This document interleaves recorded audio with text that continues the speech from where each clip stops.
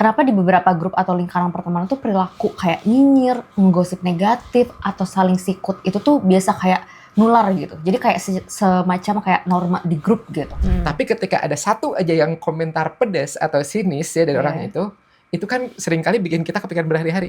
Nah, jadi orang-orang yang kita anggap toksik bisa jadi dia tuh bukan niat jahat. Seringnya itulah. Jadi motifnya bukan untuk ngeracunin yang lain. Gitu, tapi untuk ada temen yang datang ke kita hanya untuk ngeluh dan nyebarin energi negatif setiap hari. Bergosip bukan cuma untuk seru-seruan ternyata. Gosip tuh bisa jadi adalah alat untuk membangun ikatan untuk datar, singkat, dan membosenin. Oh gitu ya? Oke, aku dengar. Nah, tapi tanpa ekspresi, tanpa bahan diskusi lanjutan.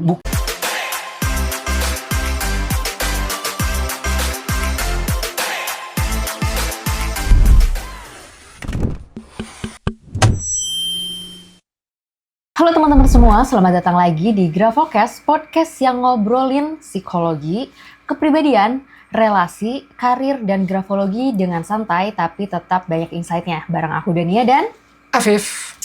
Nah nih topik kali ini nih menarik banget nih Kang Afif nih ya, karena aku yakin banget banyak banget yang orang yang bakal relate nih. Karena coba deh aku mau tanya ke teman-teman nih, pernah gak sih teman-teman ngerasa kayak capek banget sama drama sosial yang kayaknya tuh ada di mana-mana gitu. Dari kantor ada aja nih yang suka nyinyir atau cari-cari kesalahan gitu. Terus kayak misalkan buka grup WhatsApp keluarga gitu atau pertemanan, isinya komentar negatif atau mungkin kayak saling sindir halus kayak gitu tuh gitu.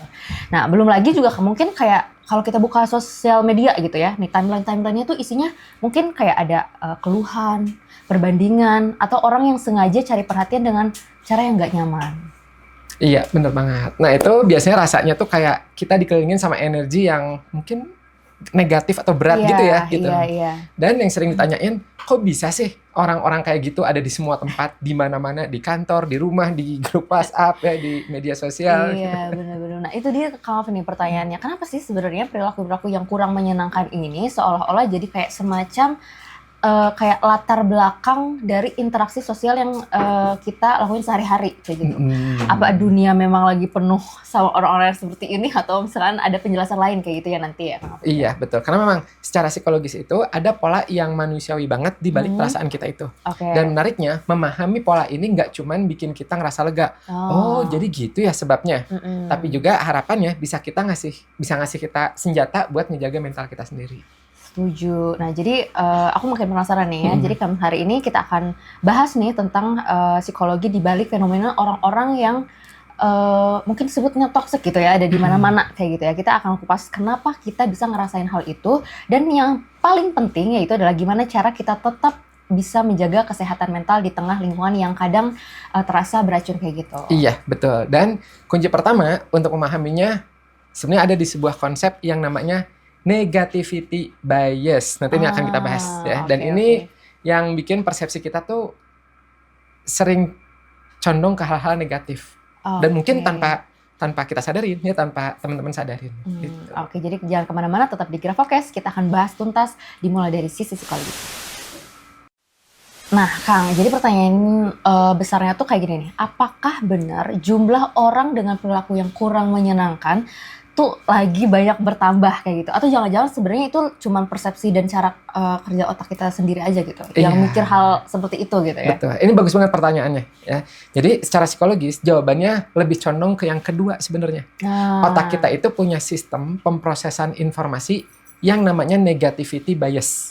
Sederhananya, otak kita itu secara alami dan secara otomatis lebih mudah nyimpan, nginget, dan ngasih perhatian ke pengalaman-pengalaman yang cenderung negatif atau yang mengancam dibandingkan yang positif. Ini fitrahnya umum ya, gitu. Umumnya seperti itu.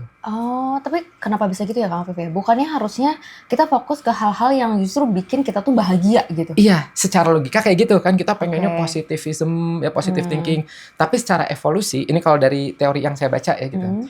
Nenek moyang kita itu dulu harus bisa dengan cepat mendeteksi ancaman, predator, musuh, bahaya. Ada namanya otak reptil namanya, ya, otak bertahan hidup gitu. Nah, ketika satu salah langkah, kita bisa jadi mati zaman dulunya gitu, karena memang bahaya. Nah, jadi otak kita itu di hardwire untuk lebih waspada sama hal buruk.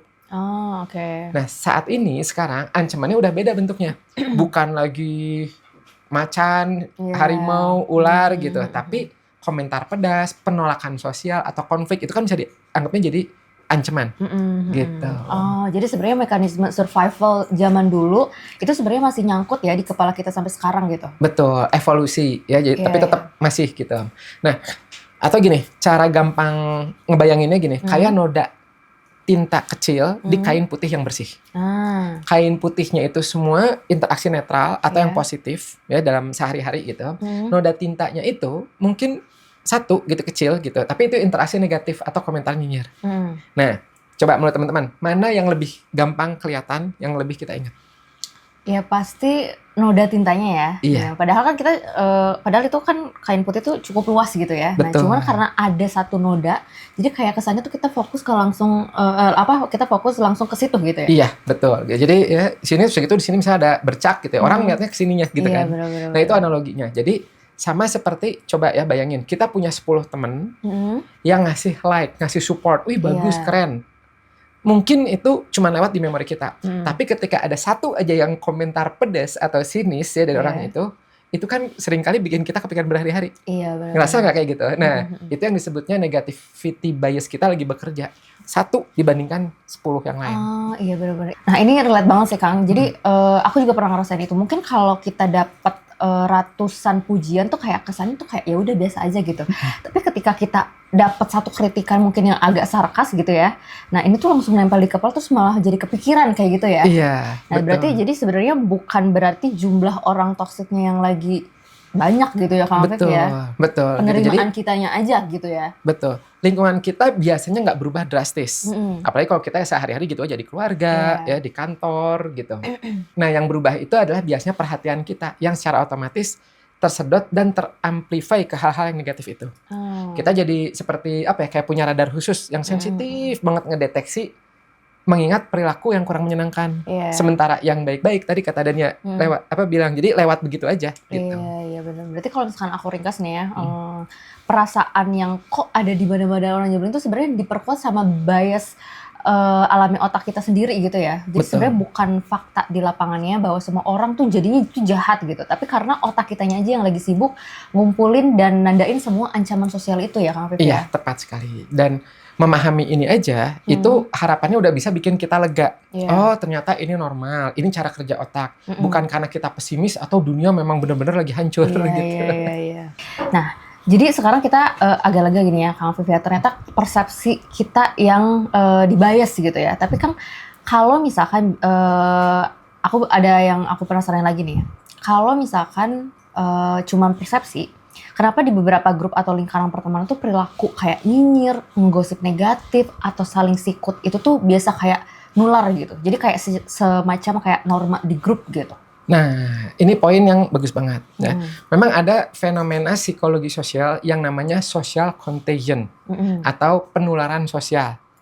Dan juga pembentukan norma kelompok. Jadi dalam sebuah norma kelompok, perilaku tertentu meskipun kurang sehat, itu bisa dianggap biasa, dinormalisasi.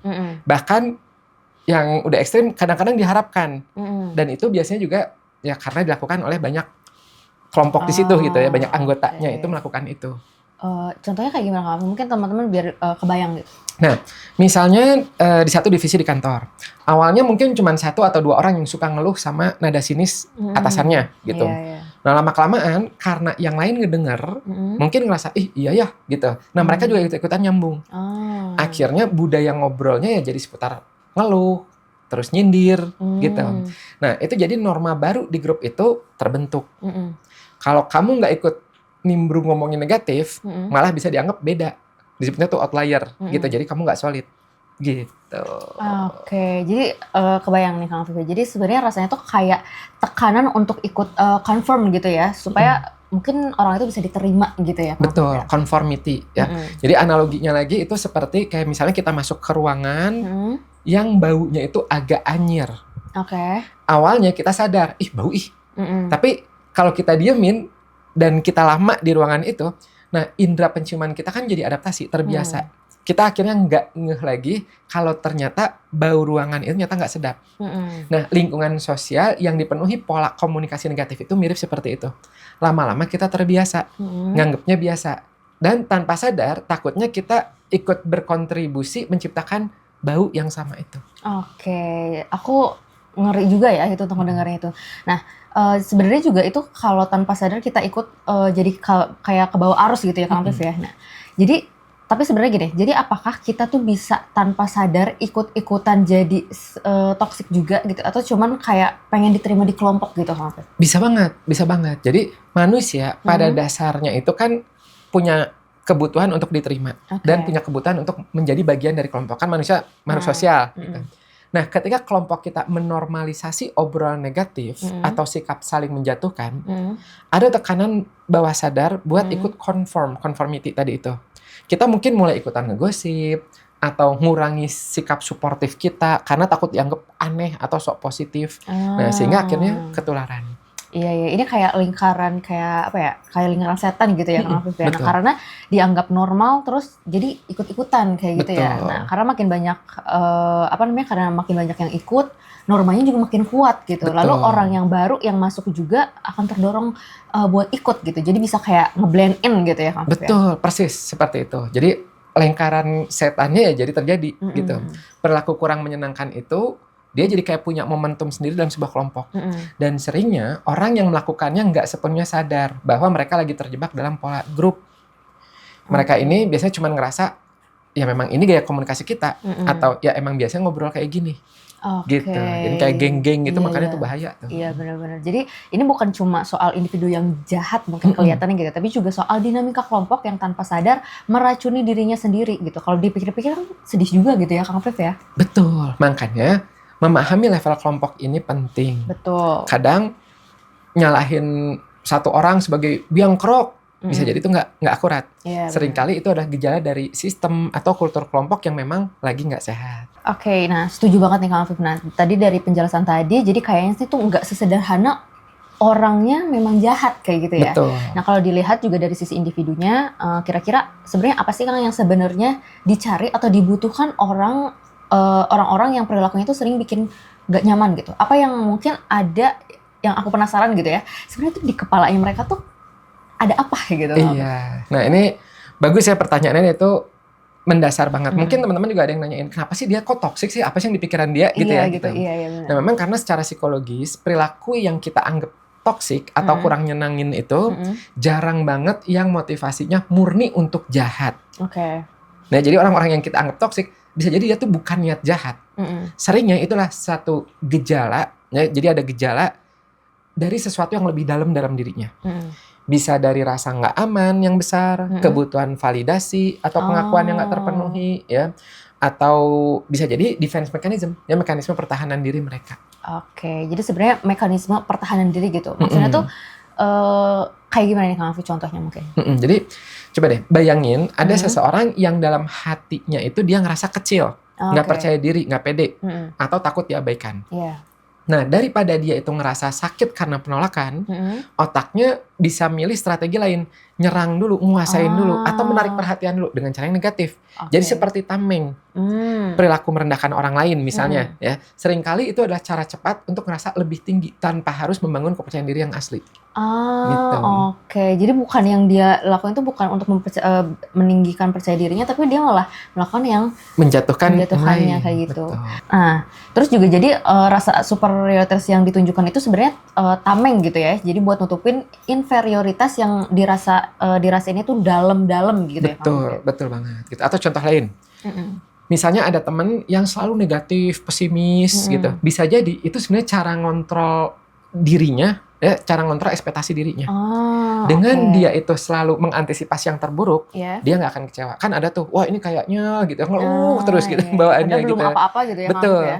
Nah di situ dia dapat perhatian dan validasi bahwa penderitaannya itu diakui. Jadi motifnya bukan untuk ngeracunin yang lain, gitu, tapi untuk memenuhi kebutuhan emosional dianya sendiri dengan caranya yang kurang adaptif. Aku jadi kebayang sih ini Kang Afif. Jadi kayak rekan kerja yang mungkin suka sekali menyoroti kesalahan kecil orang lain di meeting mungkin contohnya gitu ya. Gitu. Apa itu termasuk nggak Kang Afif? Masuk, betul. Itu bisa banget gitu. Jadi kan suka ada tuh ya yang nyalahin, gitu. Nah itu bisa jadi berasal memang dari adanya kebutuhan untuk dianggap kompeten, kan bisa tuh ya iya, merasa benar-benar. dibutuhkan gitu. Dengan nunjukin kesalahan orang lain, dia ngerasa posisinya tuh lebih lebih aman gitu kan, atau merasa memberikan kontribusi lebih baik, benar-benar. atau bisa juga itu proyeksi. Dia sebenarnya sangat takut melakukan kesalahan sendiri. Jadi dia hiperfokus pada kesalahan orang lain agar ada temen deh gitu ya, supaya perhatiannya nggak tertuju dia, gitu ya? ke kelemahannya dia. Oke. Wah itu cukup dalam banget ya Kang Afif. Tapi sebenarnya Kang Afif ya, di balik perilaku yang mungkin kita tuh lihatnya tuh kan ngeselin gitu ya. Ada semacam mungkin kayak luka atau kekurangan yang mungkin mereka coba tutup-tutupin dengan cara yang malah mendorong orang lain jauh gitu ya Kang Afif. Iya, betul gitu. Itu bisa bikin orang lain jadinya nggak nyaman sama dia.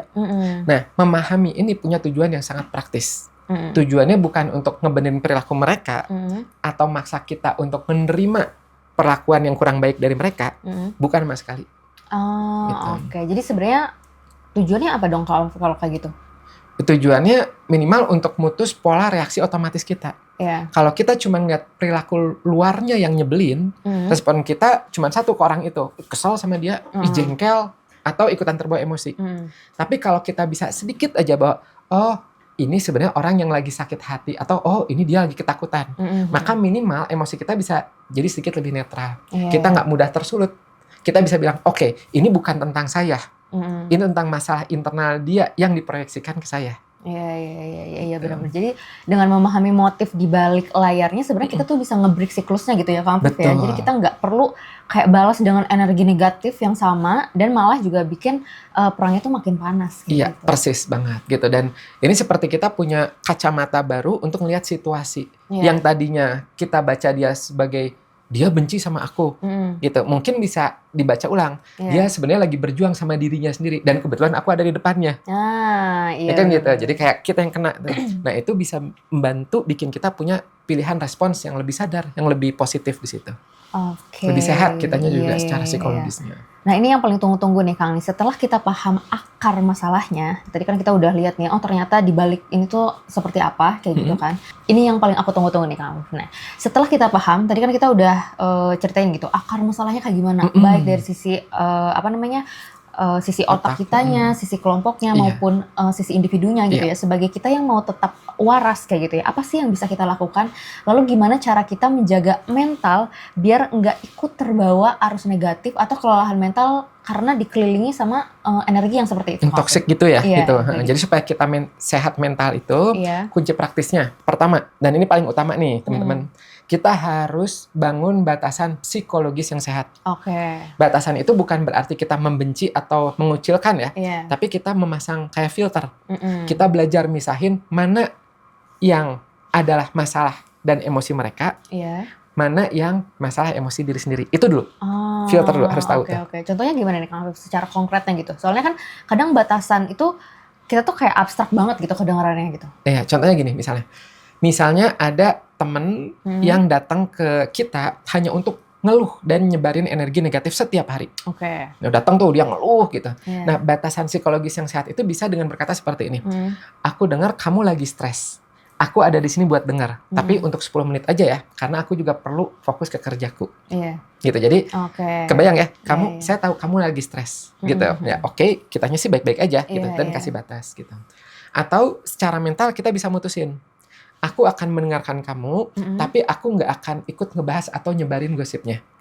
Jadi kita hadir, tapi kita nggak menginternalisasi dia, gitu, nggak menginternalisasi ke dalam diri kita sendiri. Gitu.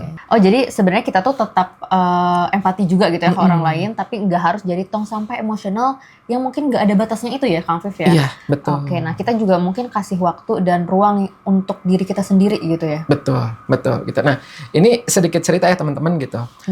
Kebetulan kan saya psikolog nih. Ketika ada yang konsultasi kan kebanyakan tuh ya komen-komennya mereka punya masalah, gitu. Kadang ceritanya tuh berat apa dan sebagainya. Kalau kita itu nggak memfilter itu, nggak ngebedain, oke ini masalah kamu bukan masalah saya. Kita bisa kebayang 5 klien setiap hari itu bisa itu. Nah maka itu tadi pertama filter dulu, kita tahu diri dulu penempatan. Itu yang pertama. Nah apa? Ini tips 2 atau ini enggak? Karena pernyataan Kang Afif tadi tuh juga sering aku tanamkan ke diri sendiri kalau misalkan ada orang yang curhat nih Kang Afif. Misalkan kayak curhat atau misalkan dia emang punya masalah dan lain-lain. Aku selalu menelpon kayak itu masalahnya dia, bukan masalah aku. Iya. Kayak gitu. Untuk membatasinya Filter gitu itu ya, kan, iya. itu betul. Nah, teman-teman juga gitu ya, kalau misalnya ada yang toksik, ya itulah dia yang bermasalah, Iya. bukan kita. Betul. Itu yang pertama, betul. Oke. Nah, sekarang tips yang kedua, dan ini penting. Mm-mm. Alihkan fokus kita, alihkan fokus kamu. Mm-mm. Dari fokus ke gimana cara memperbaiki orang ini atau Iya. merubah lingkungannya dia, nah itu pasti susah banget tuh Iya, ya. iya. Nah, ubah menjadi bagaimana cara melindungi kedamaian dan energi positifku sendiri. Setuju banget Kang Afif. Nah, ini pergeseran mindset yang powerful. Iya. Kita itu nggak punya kendali penuh atas orang lain, Iya, betul. tapi kamu punya kendali penuh atas bagaimana kamu merespon dan di mana kamu menaruh perhatian kamu. Iya, benar-benar. Gitu. Nah, ini sebenarnya mungkin di bagian orang mungkin agak susah kan Kang Afif. Soalnya Betul. mungkin kita ngerasa harus mengoreksi atau ngerasa bersalah gitu kalau misalkan cuek gitu misalkan ke lingkungan kayak gitu. Betul gitu. Jadi betul ya, kita kalau yang nggak terbiasa ngedengerin curhatan ya atau konsultasi itu, biasanya ketika ada curhat bawaannya tuh masalah dia lah masalah kita juga, Iya, gitu kan. Nah, benar. di situ ya padahal yang nggak seperti itu. Betul. Makanya butuh latihan. Ah. Nah, tips ketiga nih Iya, ya, iya. yang bisa langsung dipraktekin.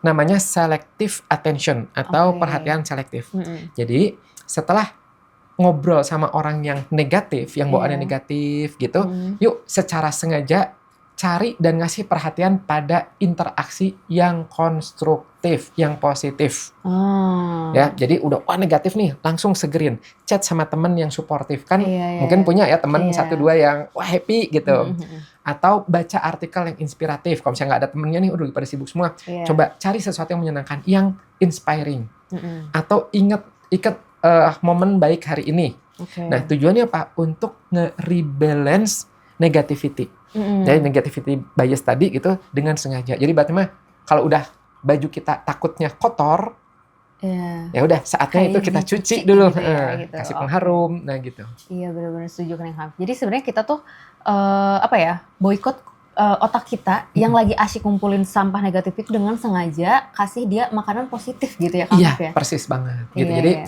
iya. kamu latih otak kamu ya untuk nggak cuma jago mendeteksi ancaman, Betul. tapi juga jago mendeteksi hal baik. Iya. Sekarang ada lagi nih satu strategi ya tips gitu yang mungkin agak out of the box, Mm-mm. tapi efektif banget untuk ngadepin orang yang memang cari drama atau cari konflik. Kan suka ada tuh Apa yang tuh Kang Afif ini? nyari drama gitu kan. Iya, Gitu. iya. Apa nih Kang Afif ini? Penasaran banget nih. Namanya itulah strategi grey rocking Oh, atau jadi batu kelabu. oke. Nah, prinsipnya kamu jadi membosankan dan nggak reaktif sama sekali di depan orang itu. Ah, Jadi ketika dia nyoba mancing emosi kamu, bikin konflik atau cari perhatian dengan cara negatif, coba kamu kasih respon datar, singkat, dan membosenin. Oh gitu ya? Oke, aku dengar. Nah, tapi tanpa ekspresi, tanpa bahan diskusi lanjutan. Bukan dengan ekspresi negatif, jutek, enggak, Iya. datar aja. Nah itu efektif tuh. iya, iya, aku setuju banget itu Kang Afif. Jadi sebenarnya kayak kita tuh lagi diem-dieman tapi nggak kasih bahan bakar apinya gitu. Jadi kita Iya. nggak ngasih energi ke Betul, orang betul, itu gitu ya. Betul, karena kebayang nggak orang yang memang dramatis, orang nyari drama gitu, mereka tuh seneng ketika kita ngerespon, butuh reaksi. Yes. Entah itu kitanya ikutan marah, ih kamu mah kayak gini, atau kita sedih, atau debat.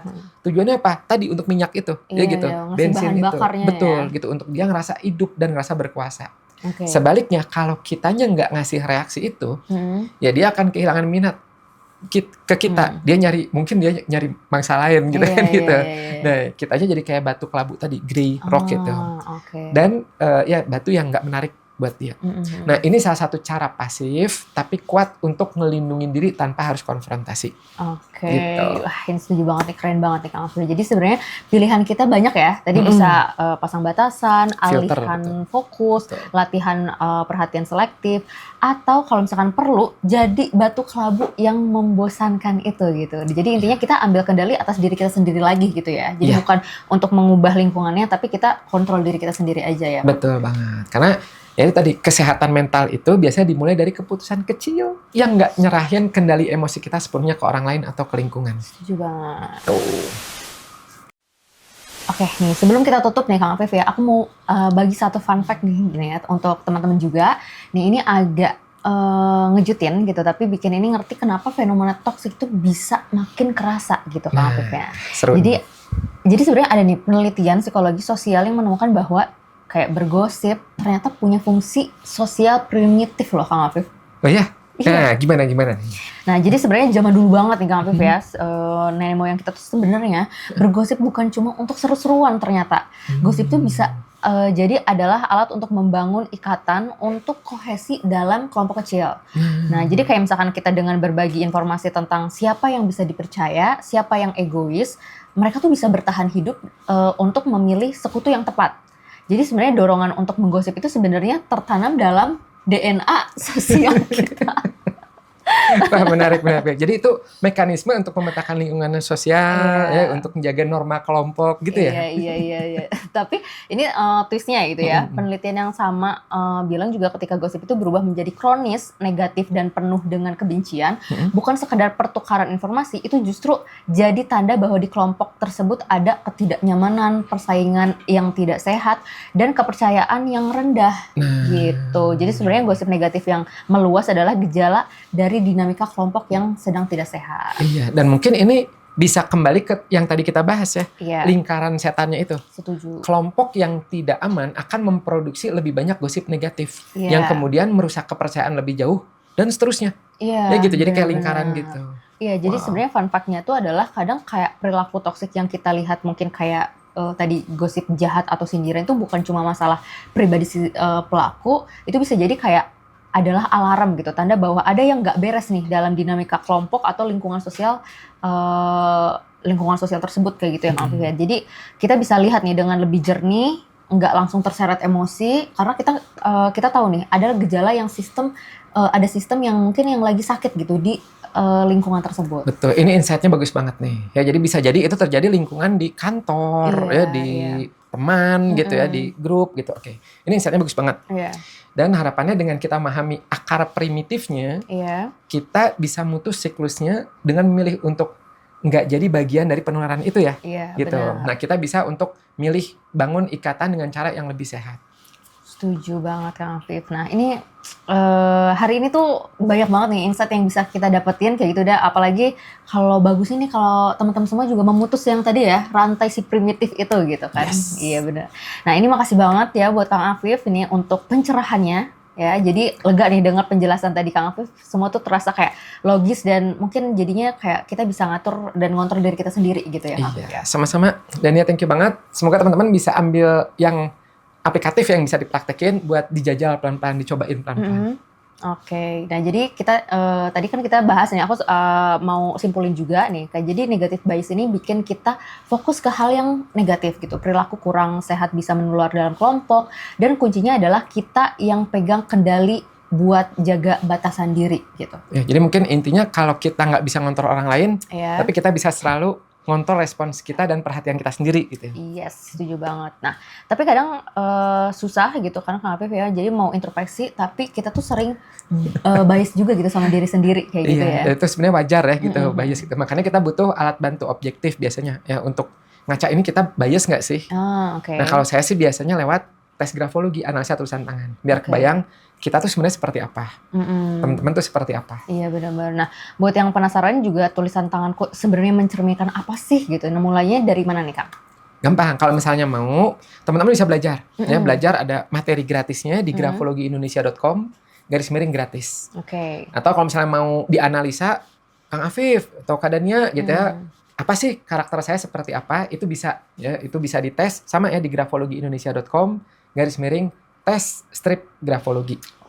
Asik banget tuh ya Kang. Nah ini linknya juga ada di deskripsi ya, aku udah masukin. Jadi yuk dukung Rafokes dengan like, share ke orang-orang yang butuh dan subscribe.